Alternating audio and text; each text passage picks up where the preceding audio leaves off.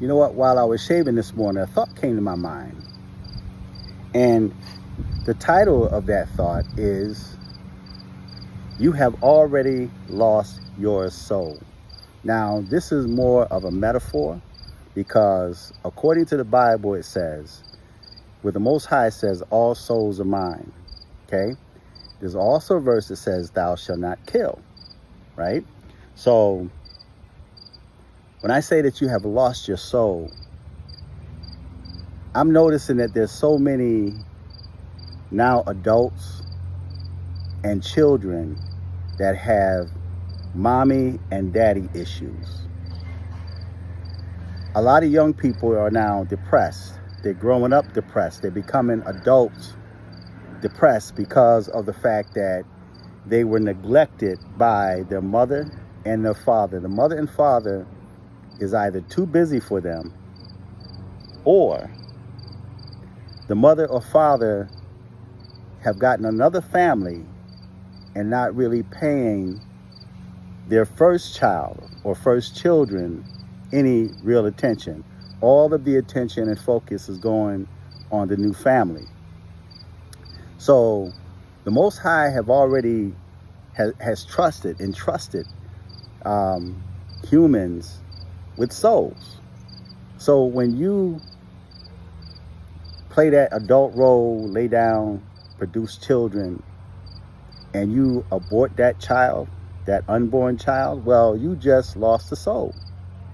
You murdered a soul, an innocent soul at that, a soul that was entrusted to you by the Most High. So you lost a soul.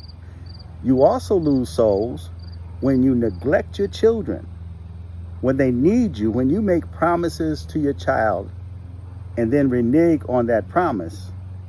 You tell them, oh, I'll do this for you, I'll do that for you, I'm going to do this, I'll be there, I'm going to take you here, I'm going to take you there.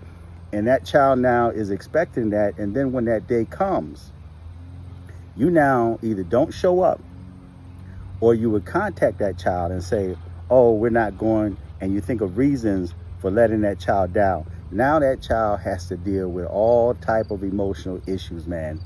Hurt, pain, disappointment. And then they grow up not trusting your word. And then when you do decide to say, I'm going to do this or that for you, they're not going to trust you.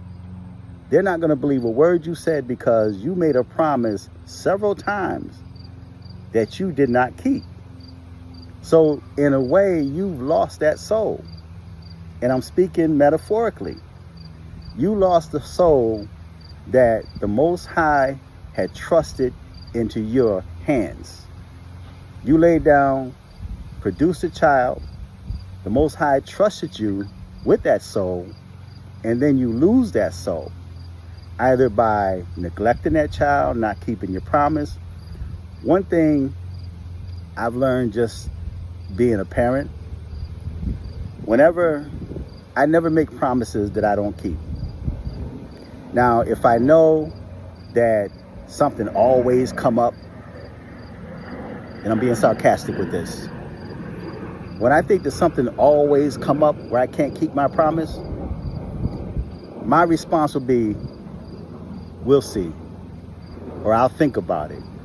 But not one time would I say I'm gonna do and I don't do. Now, if I know that something is not gonna just come up where I can't keep my promise, and I tell you, and I know that I'm gonna be able to do it, I'll say, well, I'll do this. On this day, at this particular time, we will do this. And you may forget about it, but I won't. On that day, I will make plans and efforts to keep my promise to you. But if I don't believe that I'm able to do it, I'm gonna let you know. We'll see.